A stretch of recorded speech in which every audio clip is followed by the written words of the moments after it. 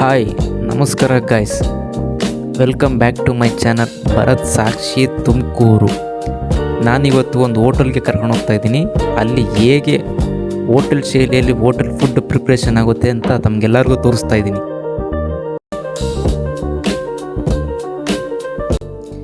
ಇದು ಎಣ್ಣೆಗೆ ವಡೆಯನ್ನು ತಟ್ಟಿ ತಟ್ಟಿ ಹಾಕ್ತಾ ಇರೋವಂಥದ್ದು.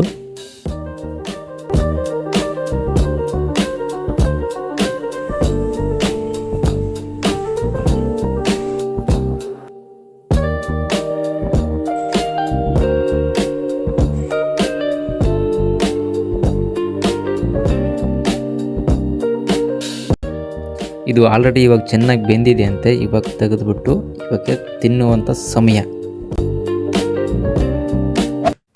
ಇದು ಬಟರ್ ರೋಟಿ ಮಾಡುವಂಥ ವಿಧಾನ.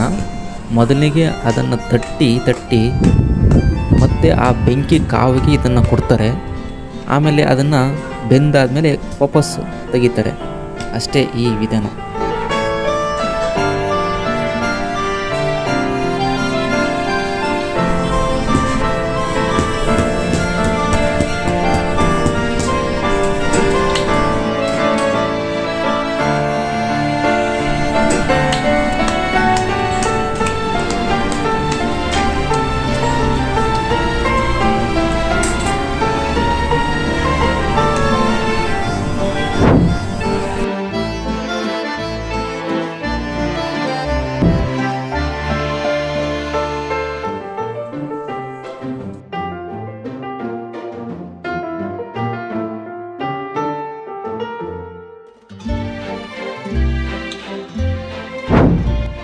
ಏನು ಮಾಡ್ತಾ ಇರೋದು?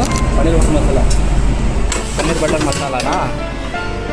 ಎಷ್ಟು ವರ್ಷದಿಂದ ಕೆಲಸ ಮಾಡ್ತಾ ಇದ್ದೀರಾ? ಅದು ಏನದು ಹಾಕಿದ್ದು?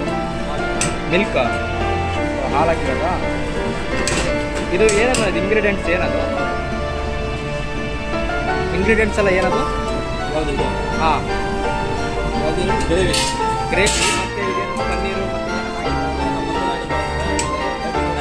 ಗ್ರೇವಿ ಬರುತ್ತೆ. ಓಕೆ. ಹಾಂ, ಗ್ರೇವಿ ಬರುತ್ತೆ. ದೊಡ್ಡದು ಏನಿದು? ಗ್ರೇವಿ. ಗೋಬಿ, ಒಡಂಬೀರೆ, ಕಾಜು, ಕಸ್ತೂರಿ, ಮಗಜು ಹಾಂ ಹಾಂ, ಅವೆಲ್ಲ ಇದರಿಂದ ಓಕೆ. ಮಾಡ್ತೀವಿ.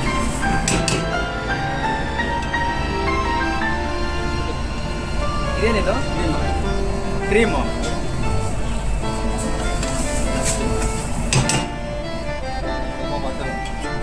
ಬಟರ್. ಓಕೆ. ಪನ್ನೀರ್ ಬಟರ್ ಹಾಕಿ ಟೇಸ್ಟ್ ನೋಡ್ತೀರಾ? ಟೇಸ್ಟ್ ಹಿಂಗಿರುತ್ತೆ ಅಂತ. ಟೇಸ್ಟಾ? ಹಾಂ. ಆಮೇಲೆ ನೀವು ಮಾಡಿ ಆಮೇಲೆ ನೋಡೋಣ.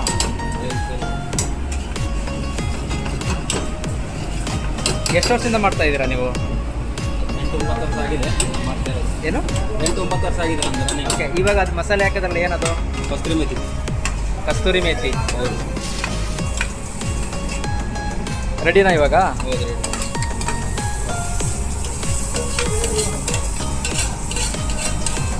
ಅಷ್ಟೇ. Good job. ಮೇಲ್ಗಡೆ ಕ್ರೀಮ್ ಹಾಕ್ಬೇಕಲ್ಲ?